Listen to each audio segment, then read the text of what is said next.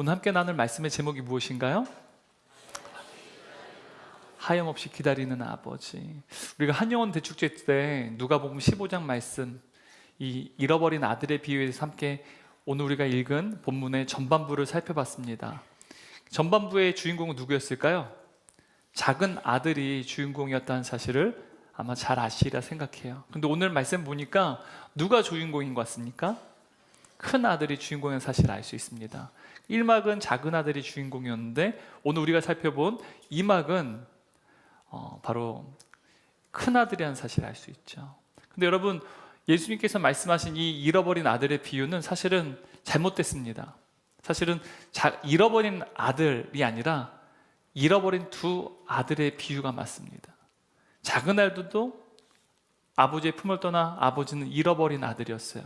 근데 아버지의 품 안에 이 큰 아들도요, 실상은 아버지가 잃어버린 아들이었다는 사실입니다. 근데 오늘 본문을 보게 되면 이 작은 아들과 큰 아들은 저와 여러분의 모습 또한 나타내는 인물들이기도 합니다. 우리가 처음에 신앙생활할 때는 작은 아들처럼 신앙생활해요. 그런데 시간이 점점 흐르면 흐를수록 큰 아들과 같은 신앙생활로 바뀌어지는 것을 볼 수 있다는 사실입니다. 마치 동전의 양면처럼 작은 아들과 큰 아들은 하나의 신앙생활을 보여준다는 사실을 말씀을 통해서 알 수 있습니다. 오늘 말씀을 통해서 작은 아들에게 주신 하나님의 말씀 뿐만 아니라 큰 아들인 저와 여러분이 주신 하나님의 말씀을 우리가 함께 듣기를 원합니다. 우리가 지난 설교 때 렘브란트의 이 탕자의 귀향이라는 그림을 제가 보여드리면서 설교를 시작했는데 오늘도 다시 한번 이 그림을 보고 말씀을 나눴으면 좋겠습니다. 여러분, 지금 이 그림을 보게 되면 탕자죠. 이제 방탕한 아들, 작은 아들이요, 아버지의 품으로 다시 돌아왔습니다. 그리고 무릎을 꿇고 아버지 앞에 엎드려 있습니다. 지금 작은 아들을 보게 되면 누더기 옷을 입고 있고요. 머리는 빡빡 깎고 또한 신발은 찢겨진 신발을 신고 있다는 사실을 알 수 있습니다. 아버지의 품에 안긴 이 작은 아들의 모습은 너무 비참합니다. 아버지의 모습, 그 주위에 있는 사람들의 옷차림만 봐도요, 이 작은 아들이 얼마나 비참한 상태에 빠져 있는지를 알 수 있습니다.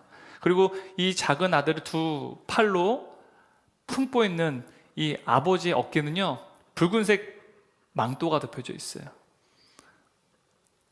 아버지는 붉은색 망토를 어깨에 걸치고 이 아들을 품에 안고 있다는 사실이죠. 여러분, 작가는 이 푸른 망토가 예수 그리스도의 대속의 피를 상징하는 것을 그렸습니다. 예수님의 그 대속의 피로 말미암아 죄인인 아들이요, 아버지의 품 안에 거할 수 있게 되었다는 사실이죠. 근데 여러분, 이 그림을 지금 이제 확대하지 않아서 잘 보이시진 않겠지만 이 그림을 제가 가장 화질이 좋은 그림으로 가져온 거예요. 그래서 가까이 이제 확대해 보면 아버지의 눈이 감겨져 있다는 사실을 알 수 있습니다. 그러니까 아버지의 이 얼굴을 보게 되면 반실명 상태로 이제 아버지의 모습을 그리고 있는데요, 여러 평론가들은 아버지가 이 눈을 감고 있는 반실명 상태로 그린 이 작가의 의도에 대해서 여러 의견이 달리합니다. 그런데 저는 이 반실명 상태의 아버지의 이 모습이 눈먼 아버지의 사랑이라고 저는 생각해요. 아버지의 그 큰 사랑을 말미암아 이 작은 아들, 방탕한 이 아들에 대한 모든 허물에 대해서 눈을 감고 있다는 사실이죠. 작은 아들의 허물과 모든 실수들을 보지 않기로 결심한 것입니다. 그리고 아버지의 넘치는 그 사랑으로 작은 아들을 지금 끌어안고 있습니다. 이것이 바로 죄로 인하여 비참한 상태에 빠진 저와 여러분을 품고 안으시고 우리의 모든 죄와 허물에 대해서 눈을 감으시는 완전한 아버지의 사랑을 그리고 있다는 사실, 우리가 이 그림을 통해서 알 수 있습니다. 그런데 여러분, 이 그림을 자세히 살펴보면 또 다른 인물이 보여요. 오른쪽에 보면 이 아버지와 작은 아들을 서서 지켜보고 있는 한 인물이 보입니다. 자세히 보시면 이 오른쪽에 파란 외투를 걸치고 있는 이 인물이 큰 아들이라는 사실을 알 수 있어요.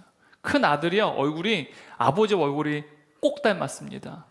그런데 작가는요, 의도적으로 명확한 명암의 차이로 아버지와 작은 아들, 그리고 이 큰 아들을 완전히 구분짓고 있습니다. 의도적으로 말이죠. 그리고 아버지와 작은 아들을 지금 이 큰아들이 물끄러미 지켜보고 있다는 사실입니다. 근데 이 그림을 자세히 보게 되면 속으로 무슨 생각을 하는지 그 표정을 통해서 도저히 알 수가 없습니다. 오늘 본문을 보게 되면 아버지는 이 작은 아들을 얻은 그 기쁨 가운데 이 식탁에서 큰아들과 두 아들이 함께 기뻐하고 즐거워하기를 원했다는 사실이에요. 아버지는 두 아들을 모두 사랑했습니다. 그런데 이 그림을 보게 되면 이 큰아들이 이 아버지의 초청에 응했는지 그렇지 않았는지를 정확히 알 수가 없어요. 심지어 오늘 우리가 읽은 예수님의 이 말씀을 자세히 읽어봐도요, 큰 아들이 아버지의 초청에 응했는지 그렇지 않았는지 완결이 되지 않습니다. 미완결된 상태로 오늘 이 말씀이 끝을 맺습니다. 여러분, 이제 그림 안 보이셔도 돼요? 네. 예수님께서 오늘 이 말씀을 하실 때 주님 주위에 두 종류의 대상이 있었습니다. 1절, 3절 말씀 함께 읽도록 하겠습니다. 모든 세리와 죄인들이 말씀을 들으러 가까이 나오니 바리새인과 서기관들이 수군거려 이르되 이 사람이 죄인을 영접하고 음식을 같이 먹는다 하더라. 예수께서 그들에게 이 비유로 이르시되, 여러분 1절 말씀 보게 되면 1절과 2절 말씀 보게 되면 첫 번째 대상이요, 모든 세리와 죄인들이 등장합니다. 여러분, 모든 세리와 죄인들이 잃어버린 두 아들에 비유해서 누구를 나타낼까요? 작은 아들을 대표한다는 사실을 알 수 있어요. 그리고 두 번째 보면 2절에 3절이죠. 2절이죠. 바리새인과 서기관들이라는 또한 사람들이 등장합니다. 이 바리새인과 서기관들은 누구를 대표하는 것으로 우리는 이해할 수 있을까요? 바로 큰아들을 대표한다는 사실을 알 수 있습니다. 그런데 이들 중 특히 이 모든 세리와 죄인들이 예수님의 가르침을 받기 위해서 예수님께 가까이 나아갈 때 이들에 대해서 비난한 무리들이 있습니다. 여러분, 그들이 누굴까요? 2절, 3절 말씀 다시 한번 읽어보도록 하겠습니다. 바리새인과 서기관들이 수군거리 이르되 이 사람이 죄인을 영접하고 음식을 같이 먹는다 하더라. 예수께서 그들에게 이 비유로 이르시되, 지금 누가 이 모든 세리와 죄인들을 향해서 비난했습니까? 바리새인과 서기관들이 비난했습니다. 그리고 이 사람이 죄인을 영접했다라고 할 때 이 사람이 누구를 의미하는 걸까요? 예수님을 의미하는 것이죠. 그러자 예수님께서 그들에게 비유로 말씀하셨어요. 그들이 누굴까요? 바리새인과 서기관들에게 비유로 말씀하셨다는 사실이에요. 그렇다면 여러분, 이 예수님 비유에서 예수님은 지금 누구에게 초점 맞추고 이 이야기를 언급하고 계시는 것일까요? 네? 모든 세리와 죄인들이 아니라 바리새인과 서기관들에게 초점 맞추고 이 이야기를 지금 말씀하고 계시다는 사실입니다. 근데 여러분, 우리가 예수님의 이 비유를 읽어볼 때 예수님께서 저와 여러분에게 주시는 교훈이 무엇일까요? 우리에게 말씀하시고자 하는 교훈이 무엇인가요? 회개요? 탕자의 회개를 의미하는 것일까요? 우리는 이 말씀 볼 때 회개에 많은 초점 맞추곤 합니다. 그런데 여러분, 10절 말씀 한번, 이 탕자가 아버지에게 돌아온 동기를 한번 살펴보도록 할게요. 10절 말씀 읽겠습니다. 이에 스스로 돌이켜 이르되 내 아버지에게는 양식이 풍족한 품금이 얼마나 많은가, 나는 여기서 줄여 죽는구나. 여러분, 작은 아들이 아버지의 곁으로 다시 돌아오게 된 그 동기가 무엇입니까? 굶어 죽게 생겼기 때문에 아버지의 품으로 돌아온 거예요. 자신이 죄인이라는 사실을 깨달았기 때문에 아버지의 품으로 돌아온 게 아니라 굶어 죽게 되었기 때문에 아버지의 품으로 다시 돌아오게 됐다는 사실이죠. 그러니까 작은 아들이 아버지에게 돌아온 동기는요, 굶주렸기 때문이라는 사실입니다. 그러므로 여러분, 이 작은 아들은요, 회개의 모델이 될 수가 없어요. 성경이 말하는 회개의 어떤 대표적인 모델이 될 수 없다는 사실입니다. 근데 여러분, 이 작은 아들이 아버지에게 돌아왔을 때 그의 아들의 신분이 회복되었어요. 여러분, 그것은 누구 때문입니까? 누가 그 작은 아들의 그 자식의 신분을 다시 복권시킬 것입니까? 누가 하신 것입니까? 아버지가 하신 거예요. 왜요? 아버지가 그 아들을 사랑했기 때문이라는 사실입니다. 다시 말하면 이 작은 아들이 아버지의 아들로 그 신분이 회복될 수 있었던 이유는요, 아버지의 무조건적인 사랑과 아버지의 전적인 은혜로 말미암았다는 사실이에요. 근데 여러분, 이것이 복음입니다. 지금 예수님께서 저와 여러분에게, 그리고 바리새인과 또한 서기관들에게 하시고자 하는 이 비유의 교훈이 이것이라는 복음이죠. 죄인이 함의 자녀의 신분을 얻게 된 유일한 비결은 무엇입니까? 하나님 아버지의 조건이 없는 사랑과 아버지의 전적인 은혜로 말미암아 우리는 하나님의 백성이요 하나님의 자녀가 되는 권세를 소유할 수 있다는 사실을 예수님께서는 지금 우리에게 말씀하고 계시다는 사실입니다. 근데 오늘 이 본문을 이야기를 읽어보다 보면 커다란 문제가 발생합니다. 새로운 문제가 발생하는데요, 24절, 28절 말씀을 함께 읽도록 하겠습니다. 이 내 아들은 죽었다가 다시 살아났으며 내가 잃었다가 다시 얻었노라 하니 그들이 즐거워하더라. 맏아들은 밭에 있다가 돌아와 집에 가까이 왔을 때 풍악과 춤추는 소리를 듣고 한 종을 불러 이 무슨 일인가 물은데 대답하되 당신의 동생이 돌아왔음에 당신의 아버지가 건강한 그를 다시 맞아들이게 됨으로 인하여 살진 송아지를 잡았나이다 하니 그가 노하여 들어가고자 하지 아니하거늘. 여러분, 우리가 이 이야기를 읽어보니까 새로운 문제가 일어났는데요, 어떤 문제가 발생했습니까? 지금 큰아들이요, 지금 그의 동생이 돌아왔어요. 작은 아들이 돌아온 그 기쁨의 아버지가요, 잔치에 열었는데 그 잔치에서 아버지와 함께 기뻐하고 즐거워하는 것을 거부하고 있다는 사실입니다. 이것이 오늘 본문에서 나타난 새로운 문제입니다. 근데 여러분, 이 큰아들이 왜 아버지와 함께 기뻐하고 즐거워하는 것을 거부했을까요? 그 이유가 무엇일까요? 우리는 이 큰아들의 어떠한 반응을 통해서 왜 이 큰아들이 아버지의 초청에 거부했는지에 대해서 우리는 이해할 수 있습니다. 29절 말씀 함께 읽도록 하겠습니다. 아버지께 대답하여 이르되 내가 여러 해 아버지를 섬겨 명을 어김이 없거늘 내게는 염소 새끼라도 주어 나와 내 벗으로 즐기게 하신 일이 없더니. 여러분, 29절 말씀 보니까요, 큰아들이 지금 아버지에게 굉장히 억울한 마음을 가지고 지금 말하고 있다는 사실을 알 수 있어요. 지금 큰아들은 아버지에 대해서 매우 오해하고 있습니다. 지금 29절 말씀을 읽어보게 되면 이 큰아들은 아버지에 커다란 오해를 하고 있는데요, 그 오해가 무엇이냐면 아버지에 대해서 인색한 사람으로 지금 그는 그리고 있다는 사실이에요. 지금 큰아들은요, 아버지의 인색함을 고발하고 있다는 사실입니다. 아버지의 인색함이 무엇입니까? 자신을 위해서는 염소새끼 한 마리도 주지 않았다는 거예요. 그런데 작은 아들은 지금 무엇을 지금 그에게 베풀고 있어요? 살진 송아지를 베풀고 있다는 사실이죠. 지금 이 큰아들은요, 아버지에게 자신의 순종과 노동력을 착취당하고 이용당했다라고 지금 억울해하고 있다는 사실입니다. 그래서 지금 분노하고 있다는 사실이에요. 근데 여러분, 이것이 사실입니까? 우리는 이것이 사실이 아니라는 사실을 앞에 본문을 통해서도 알 수 있습니다. 12절 말씀 함께 읽도록 하겠습니다. 그 둘째가 아버지에게 말하되 아버지여 재산 중에서 내게 돌아올 분깃을 내게 주소서 하는지라. 아버지가 그 살림을 각각 나눠 줬더니. 여러분, 작은 아들이요, 아버지에게, 지금 살아있는 아버지에게 자신에게 물려줄 유산을 미리 나눠달라고 지금 요청했어요.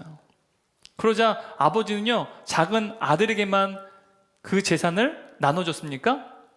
성경을 보게 되면 각각이라고 말하고 있어요. 그러니까 작은 아들이 유산을 물려주기를 요구했을 때 아버지는요, 작은 아들에게도 그의 몫을 나눠줬고 뿐만 아니라 큰 아들에게도 그 몫을 나눠줬다는 사실이에요. 성경 분명히 말하고 있습니다.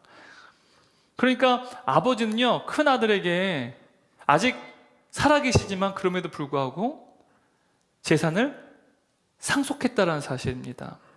근데 여러분, 고대시대의 유대의 법을 살펴보게 되면 장자는요, 둘째 자식보다 2배의 재산의 몫을 받습니다. 그러니까 다른 자식이 받을 그 몫보다 두 배의 몫을 얻는 것이 이제 유대의 법이었습니다. 그러니까 지금 이 장자인 큰 아들은요, 작은 아들보다 얼마의 몫을 더 받은 거예요? 두 배의 몫을 더 받은 거예요. 그죠? 만일 이 작은 아들이 100억을 상속받았다면 지금 이 큰 아들은 얼마를 지금 유산으로 상속받은 것입니까? 200억이죠. 네. 제가 결코 소유할 수 없는 액수지만 여러분들 하도 뭐 1000만 원, 1억 하면 놀라지도 않으셔가지고 100억으로 한번 했는데 네, 놀라시지는 않네요. 네. 상상할 수 없는 꿈의 숫자이기 때문에 아마 또 더 마음에 와닿지 않나. 5만 원으로 할까요? 네. 지금 아들은요, 이 작은 아이보다 2배의 몫을 받았어요. 그렇다면 여러분, 아버지가 인색합니까? 인색하지 않습니까? 인색하지 않다라는 거예요. 염색기 한 마리 안 줬다는 거, 여러분 이것은 아버지를 대단히 오해하는 거예요. 지금 자신은요, 작은 아들보다 2배의 몫을 더 많이 아버지의 재산을 상속받았다는 사실이죠. 게다가 큰 아들은요, 그의 동생과 달리 자신은 아버지의 명령을 단 한 번도 어긴 적이 없노라고 지금 주장하고 있습니다. 29절 말씀 함께 읽겠습니다. 내가 여러 해 아버지를 섬겨 명을 어김이 없거늘. 여기서 큰 아들이요, 명이 어김이 없다라고 말합니다. 명령을 어김이 없다라고 말해요. 이 말은 무슨 뜻입니까? 이 큰 아들이요, 아버지의 명령을 모두 지켰다라는 의미예요. 여러분, 대단한 아들 아닙니까? 적어도 여러분, 이 큰 아들은요, 뭐 윤리 도덕적으로 정말 흠이 없는 완벽한 아들이에요. 부모의 명령을요, 단 한 번도 어긴 적이 없는 자식이란 말이죠. 여러분, 모든 부모에게 가장 이상적인 자식이에요. 여러분의 자식들이 여러분의 말 하나도 빠짐없이 다 순종합니까? 여러분, 하나도 빠짐없이 순종하는 자녀를 두고 싶지 않으세요?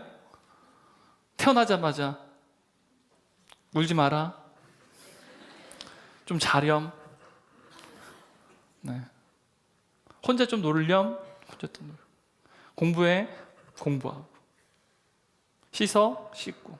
여러분, 이런 자녀 이상적인 자녀 아닙니까? 모든 부모가 가지고 싶은 자녀 말이죠. 제가 이제 대학부 사역을 할 때 보니까, 여러분, 제가 저희 부서에 이제 서울대 출신들이 되게 많았어요, 아이들이. 특히 서울대 의예과는 10대 명 이상이 있었습니다. 저희 부서가 굉장히 서울대 아이들이 많은 부서로 유명했는데요.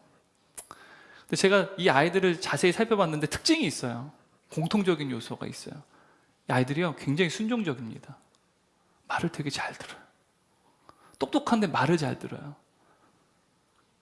다시 말하면요, 여러분, 대치동에서 똑똑한 아이들은요, 다 말을 잘 듣는 애들이에요.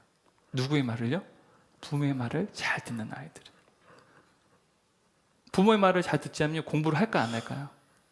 절대 안 합니다. 그래서 요즘에는 공부를 잘하는 애들은요, 다 부모의 말을 잘 들어요. 그게 되게 커다란 특징이었어요. 여러분, 이러한 자식 여러분 싫어하세요? 너무 좋지 않습니까? 큰아들은요, 모든 부모에게 있어서 이상적인 자식이에요. 아마 오늘로 따지면 공부도 되게 잘했을 거예요. 왜요? 아버지의 명을 한 번도 어긴 적이 없기 때문에. 이 자식은요, 아버지가 원한 대로 아마 자라났을 거예요. 그리고 아버지가 요구한 100% 다 이루어냈을 거예요.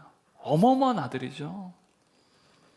근데 여러분, 여기서 이 큰 아들이 아버지를 섬겨 명을 어김이 없었다라고 말할 때, 이 섬기다라고 하는 이 동사가요, 원어로 살펴보게 되면 종노릇하다, 노예가 되다라는 뜻이에요. 그러니까 섬기다라는 의미인데, 이 섬기다라는 동사가요, 원어로는 종노릇하다, 노예가 되다는 의미예요. 아버지의 명을 단 한 번도 어긴 적이 없는데 지금 어떻게 아버지를 섬긴 거예요? 노예가 되어서 아버지의 명령에 모두 완벽하게 순종했다라는 거예요. 다시 말하면 여러분, 이 큰아들은요, 자식으로서 아버지의 명령을 따른 것이 아니라 누구의 신분으로 지금 아버지의 명을 따른 것입니까? 노예의 신분으로 아버지의 모든 명령에 다 지켰다라는 사실이에요. 다시 말하면 큰아들은요, 아버지와 자식의 관계가 아니라 상전과 노예의 관계로 아버지를 섬겼다는 사실을 분명히 말하고 있다는 사실입니다.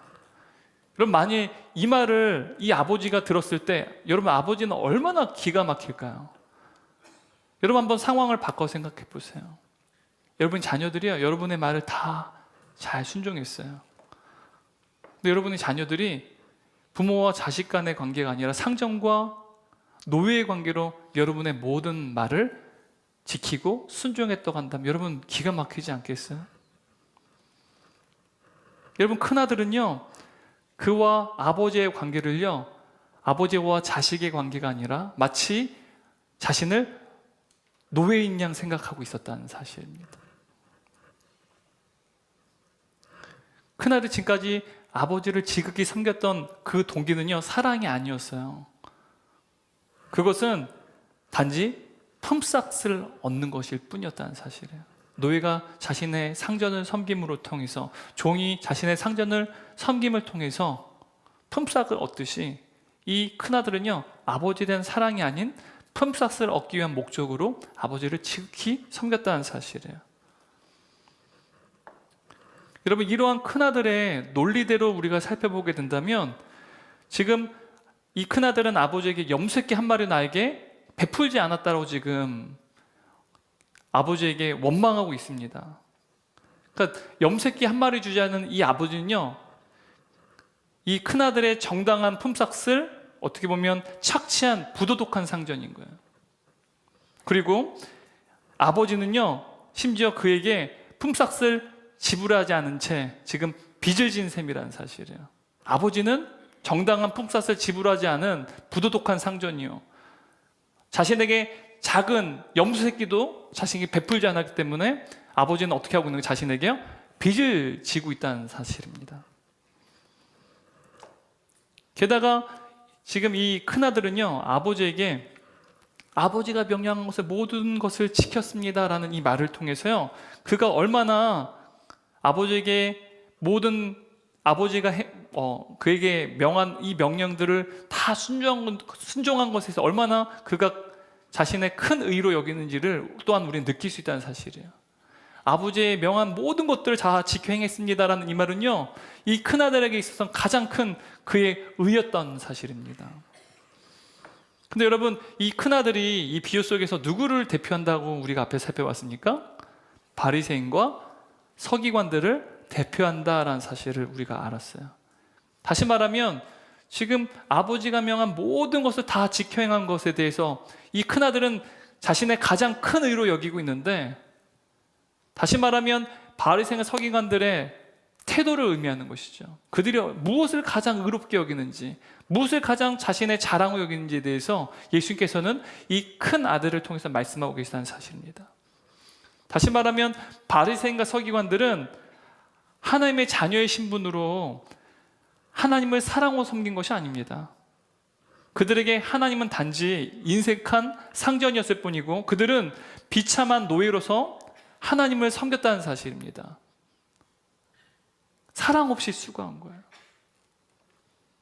모든 수고가 사랑이 없는 수고였다는 사실입니다. 이것이 큰 아들의 문제점이었어요. 그리고 바리새인과 서기관들의 신앙의 문제점이었다는 사실입니다.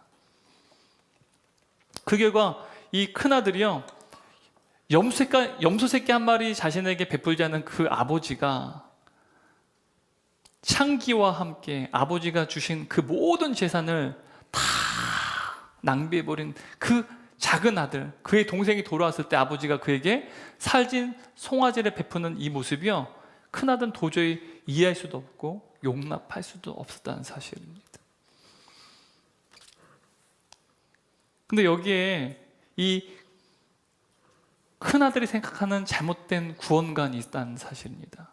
여러분, 큰아들은 누구를 대표한다고요? 바리새인과 서기관들이요.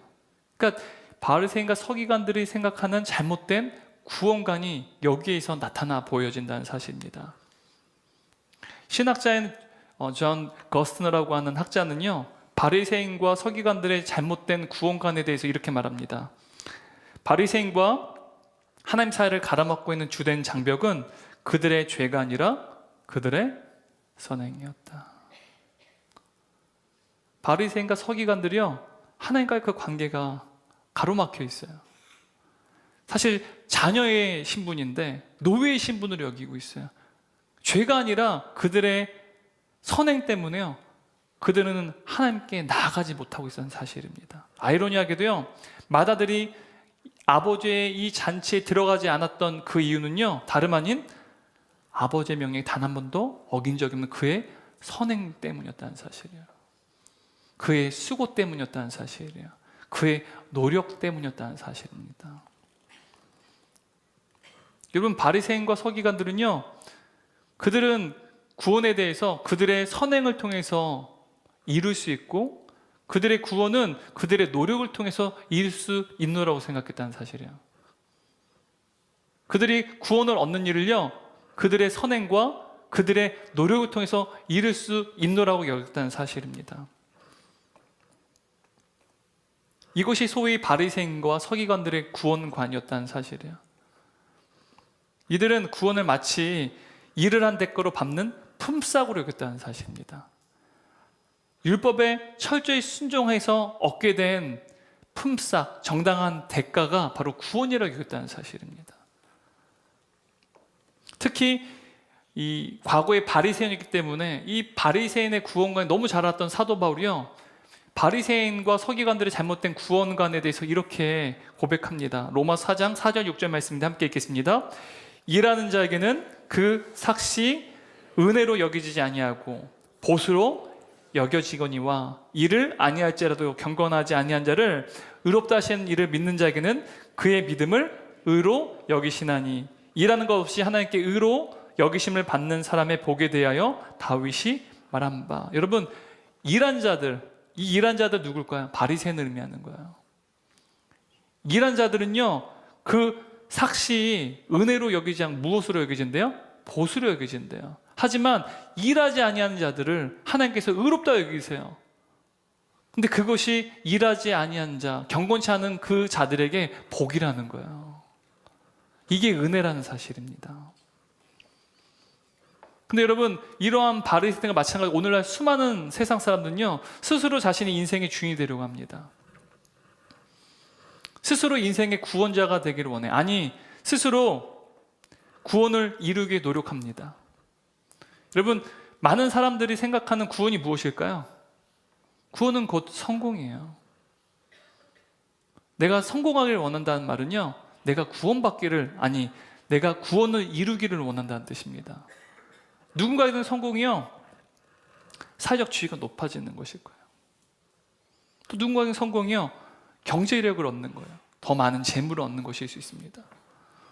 또 다른 누군가에게는 성공은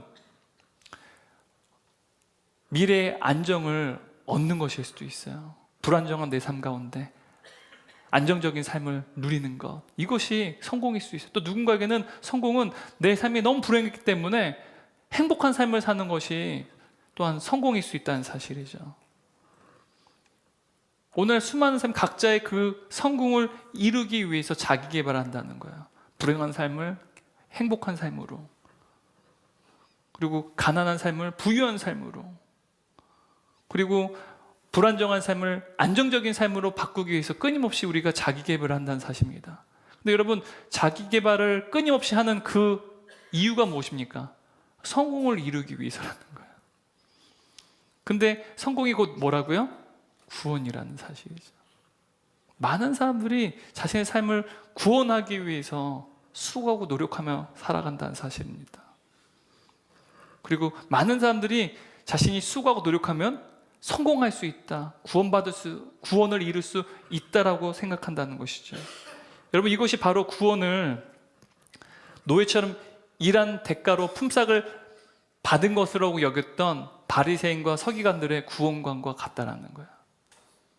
내가 수고하고 내가 노력하고 내가 선행을 하면 구원을 얻을 수 있다, 구원을 이룰 수 있다, 성공할 수 있다라고 생각했던 것이 바리새인과 서기관들의 구원관이에요. 그런데 이것이요, 세상 사람들과 같아요, 다릅니까? 같다라는 거예요. 여러분, 세상 사람들은요, 자기가 수고하고 노력한 만큼 무언가를 이루는 삶을 살아요. 그래서 그들에겐 은혜라는 말은 굉장히 모욕적인 말입니다. 우리에게는 은혜라는 말이 너무나도 고귀한 언어일지 모르지만, 우리 신앙 고백일지 모르지만, 세상 사람, 믿지 않는 사람들 다 은혜로 너가 이렇게 사는 거야 라고 하면요, 화를 내요. 내가 여기까지 이르기 위해서 얼마나 수고했는데, 얼마나 노력했는데. 이걸 모욕으로 여깁니다. 바로 이러한 성공을 이루기까지 나는 땀을 흘리고 잠을 자지 않고 수고하고 고생한 그 대가, 정당한 품삯으로 내가 이 성공을 쟁취했다는 것이죠. 아니, 구원을 이뤄냈다는 것이죠. 그래서 은혜라는 단어를 아주 모욕적으로 여깁니다. 여러분, 그 결과 바리새인과 서기관들은요, 죄인인 그들에게 구원을 베푸신 그 하나님의 은혜에 대해서요, 감사하지 않았고 감격해하지도 않았어요. 왜요? 왜냐하면 그들의 구원은요, 그들이 노예처럼 일해서 얻어낸 정당한 대가였기 때문입니다. 품삯이었기 때문이라는 사실이에요. 근데 여러분, 이것을 신약적인 용어로 자기의라고 말합니다. 자기의. 나의 노력, 나의 수고를 통해서 내가 성공하는 것. 여러분, 마이웨이라는 노래 아시죠? 내가 수많은 인생의 풍파와 어려움 속에서도 그 역경을 나는 뚫고 지나갔어. 나는 나의 길을 걸었어. 여러분, 그래서 하고 싶은 말이 뭡니까? 자기의 공로예요. 자기의 성공이에요. 이것을 자기의라고 성경은 말한다는 사실입니다. 이것이 바리새인과 서기관들의 신앙의 모습이었다는 사실입니다. 그런데 여러분, 그리스도인과 바리새인의 신앙은요, 완전히 다릅니다. 그리스도인은요, 자신의 선한 행위조차 회개하는 사람들이에요. 다시 말하면 그리스도인은 자신의 선행의 동기조차도 회개한 사람들입니다. 내가 누군가를 물질적으로 도와줬어요. 그런데 그 선행의 동기가 자랑이거나 다른 사람들을 과시하기 위해서 선행을 베풀었다면 세상 사람들은요, 괜찮아요. 그래도 그건 선행이에요. 동기가 아니라, 동기가 중요한 것이 아니라 결과가 중요한 것이기 때문에 결과론적으로 선행을 베풀었잖아요. 그래서 선한 사람이에요. 그런데 그리스도는 그렇지 않습니다.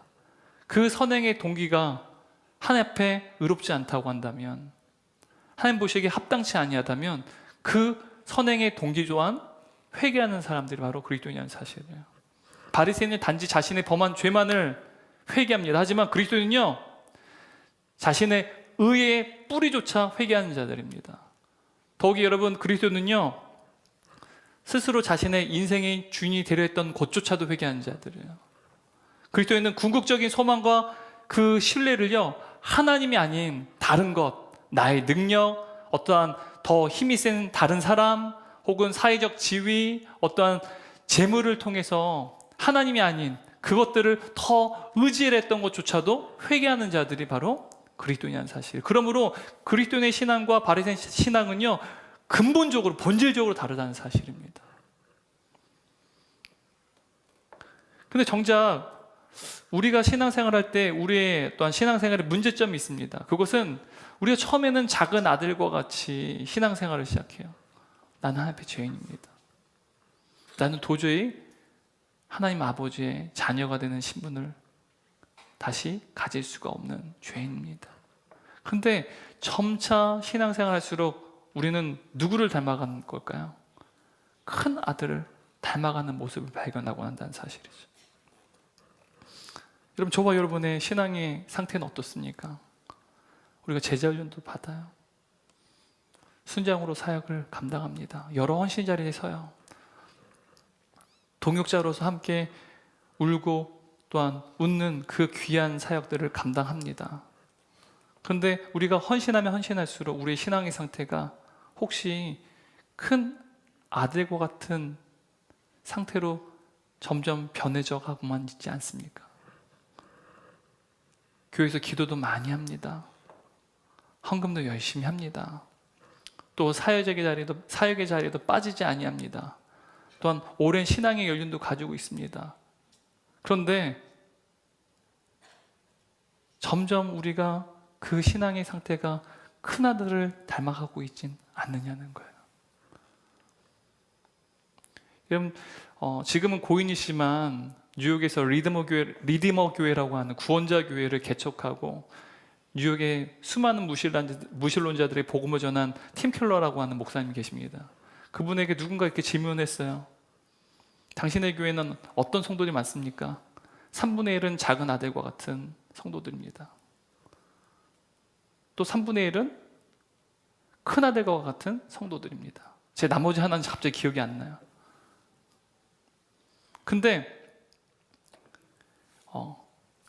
대부분의 작은 아들과 같은 신앙을 가진 성도들은 어떤 사람들입니까? 교회 안에 큰 아들인 성도들 때문에 실족하고 쫓겨난 성도들입니다. 그러니까 오늘날 작은 아들은요, 교회 안에 점점 어떤 성도들이 많아지는 거예요? 시간의 흐름을 갈수록 큰 아들과 같은 신앙의 성도들이 많아진다는 거예요. 그 결과 실족하고 상처받아서 교회를 떠난 사람들, 누구 때문에 떠난 거예요? 큰 아들과 같은 성도들 때문에 떠났다는 사실입니다. 여러분, 교회 안에 큰 아들과 같은 성도들이 점점 증가하는 모습을 팀 켈러 목사님이 이야기를 했어요. 여러분, 그것은요, 왜 이러한 일들이 교회 안에 벌어지는 것일까요? 하나님과 나와의 신분이요, 아버지와 자녀의 신분이 아니라 상전과 노예의 신분으로 섬기기 때문입니다. 하나님이 나를 사랑하는 아버지가 아니라 인색하고 나를 고대가하고 괴롭게 하는 나의 상전으로 여기고 그 하나님을 섬기기 때문이라는 사실입니다. 여러분, 만약 우리가 신앙생활하는 가운데 내 안에 하나님의 조건이 없는 그 사랑, 그리고 하나님의 전적인 은혜에 대한 감격과 감사가 점점 사라지고 있다고 한다면 지금 저와 여러분은 첫 번째 아들과 같은, 큰 아들과 같은 신앙의 상태로 점점 변모해져 가는 것이라는 사실이에요. 아무리 우리가 여러 가지 사역들을 감당하고 있고, 아무리 신앙생활을 열심히 하고 있고, 신앙의 연조가 아무리 길지라도 우리의 마음 가운데 하나님께서 나에게 베푸신 그 조건이 없는 사랑과 전적인 그 아버지의 은혜를 잊은 채 살아가고 있다면 우리는 어느새 지금 큰아들과 같은 신앙의 모습을 가지고 있다는 사실입니다. 내가 아무리 1점 휘렉도 어긋나지 않고 하나님의 명령을 다 순종할지라도, 여러분, 내가 노예로서 열심히 하나님의 그 명령에 순종하고 이랬다고 한다면 그건 그냥 전당한 삭시뿐이에요. 품삯일 뿐이라는 사실이에요. 그 결과 나의 신앙은 어떻게 변할까요? 점점 공로주의, 업적주의로 바뀝니다. 나의 입술에서는요, 나의 신앙의 업적들을 자랑하고요, 나의 신앙을 통해서 이루어낸 공로들을 자랑하게 된다는 사실입니다. 그래서 사도 바울은요, 우리에게 이렇게 경계하며 우리에게 고백합니다. 로마 4장 4절 말씀 함께 읽겠습니다. 일하는 자에게는 그 삭시 은혜로 여겨지지 아니하고 보수로 여겨지거니와. 여러분, 일하는 자, 노예에게는요, 그 삭시 은혜가 아니라 무엇으로 여겨진대요? 보수로 여겨진다는 거예요. 여러분, 노예의 신분으로 하나님을 섬기는 믿음 가운데 은혜가 서자는 그 어디에도 없다는 사실이에요. 노예의 신분이 뭡니까? 하나님을 인색한 나의 상전으로 여기고 하나님 아버지의 그 조건이 없는 사랑과 하나님의 그 전적인 은혜에 대한 감격과 감사가 사라진 채 열심히 헌신하고 섬기는 그 신앙생활 말이죠. 그 신앙 안은요, 어디에도 은혜가 설 자리가 없다는 사실. 여러분, 성경이 말하는 은혜는 무엇입니까? 도저히 받을 자격이 없는 자에게 거저주시는 것, 거저주시는 선물, 그것이 바로 은혜라는 사실이에요. 하나님께서 저와 여러분에게 이 은혜를 베푸셨다는 사실입니다. 교회 안에 신앙생활하고 있지만 어느새 하나님을 떠난 아들과 딸로 하나님께서는요, 여전히 고통당하고 계시다는 사실이에요. 여전히 아파하고 계시다는 사실이에요. 31절 말씀 함께 읽겠습니다. 아버지가 이르되 예 너는 항상 나와 함께 있으니 내 것이 다 내 것이로되. 지금 아버지는 아버지를 상존으로 여기고 있는 이 큰아들에게 얘야라고 지금 부르고 계세요. 얘야. 헬라어 원어를 보게 되면 어린아이라는 뜻입니다. 어떻게 지금 아버지가 큰아들에게 말하고 있을까요? 아가야. 제가 막내를 늘 아가라고 부르거든요. 사랑하는 자식을 향해서 아버지가 말한 거죠. 아가야, 넌 나와 함께 하지 않았니? 내가 가진 모든 것이 다 너의 것이야. 여러분, 이 말은 무슨 뜻입니까? 나의 상속자라는 뜻이에요. 상속자라는 것은요, 그 모든 것이, 아버지의 그 모든 것이 누구의 것이라는 거예요? 이 아들의 것이라는, 이것이 바로 상속자라는 의미입니다. 사도 바울은 우리에게 상속자의 의미에 대해서 이렇게 말합니다. 갈라디아서 4장 7절 말씀인데요, 세 번역 성경 함께 읽겠습니다. 여러분, 각 사람은 이제 종이 아니라 자녀입니다. 자녀이면 하나님께서 세워주신 상속자이기도 합니다. 저와 여러분요, 하나님의 모든 것을 유업으로 이어받는 상속자라는 사실이에요. 아가야, 내가 너희와 함께하고 있단다. 내가 가진 모든 것이 바로 너의 것이란다. 우리 하나님께서 우리에게 이렇게 말씀하신다는 사실이에요. 그리고 아버지는요, 상속자인 큰아들에게 이렇게 질문합니다. 32절 말씀인데요, 쉬운 성경을 함께 읽겠습니다. 내 동생은 죽었다가 다시 살아났고 잃었다가 다시 찾았으니 우리가 즐거워하고 기뻐해야 하지 않겠느냐. 여러분, 여기서 우리가 신앙생활이 무엇인지 알 수 있어요. 신앙생활은요, 아버지의 자녀의 신분으로 아버지의 품 안에 들어가 아버지와 함께 기뻐하고 즐거워하는 잔치를 경험하는 것입니다. 이게 신앙생활이라는 거예요. 만약 여러분, 우리가 신앙생활 가운데 우리의 마음의 기쁨과 즐거움이 사라졌다고 한다면 하나님 앞에 무릎을 꿇어야 돼요. 저도 마찬가지입니다. 제 마음 가운데 기쁨과 즐거움이 사라져 주님 앞에 기도합니다. 왜냐하면 그것이 저의 영적인 상태이기 때문에 그래요. 나에게 기쁨과 즐거움이 없다는 것은요, 지금 내가 누구의 신분으로 맡겨진 사역을 하고 있는 거예요? 자녀의 신분이 아니라 노예의 신분으로 내가 주님을 섬기고 있다는 사실이에요. 저는 자녀의 신분입니다. 자녀라면 하나님 아버지의 상속자로서 아버지의 품 안에서 주님의 그 잔치 가운데 기뻐하고 즐거워야 된다는 사실이에요. 왜요? 노예가 아니기 때문이죠. 이것이 바로 신앙생활이라는 사실입니다. 아버지는 지금 큰아들에게 아버지가 즐거워 기뻐하는 그 잔치에 초대했어요. 그리고 큰아들에게 질문하십니다. 아들아, 이제 너는 어떻게 하겠느냐? 오늘 이 이야기는요, 미완결의 이야기입니다. 이 큰아들이 이 아버지의 초청에 응했는지 응하지 않았는지 보여주지 않아요. 여러분, 그런데 예수님의 이 비유 가운데 큰아들이 누구였습니까? 누구를 나타냈어요? 큰 바리새인들과 서기관들을 나타낸다고 얘기했어요. 여러분, 바리새인과 서기관들은요, 예수님의 이 비유를 들었을 때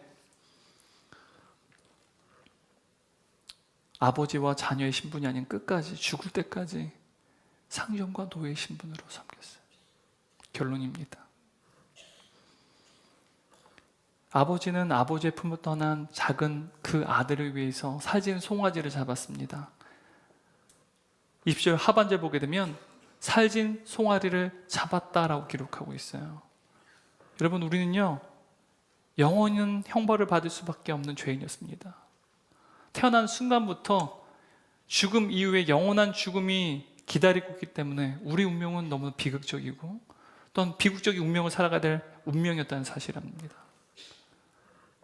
이러한 저와 여러분, 죄인인 저와 여러분을 위해서 하나님 아버지께서는 더 이상 우리의 죄를 깨끗이 하기 위해서 살진 송아지가 아니라 하나님의 하나뿐인 아들 예수 그리스도를 우리 위해서 십자가에 죽게끔 하셨어요. 그리고 예수님의 죽으심을 통해 우리의 영원한 희생제물로 삼으셨다는 사실입니다.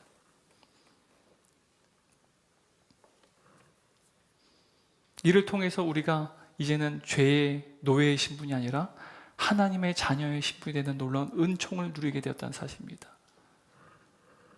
하나님의 자녀가 되는 그 권세를 얻게 된 것은 우리의 노력이나 우리의 공로가 전혀 관련이 없습니다. 오로지 하나님께서 저와 여러분을 사랑하셔서 우리에게 베푸신 하나님의 조건이 없는 사랑과 전적인 은혜 때문이라는 사실입니다.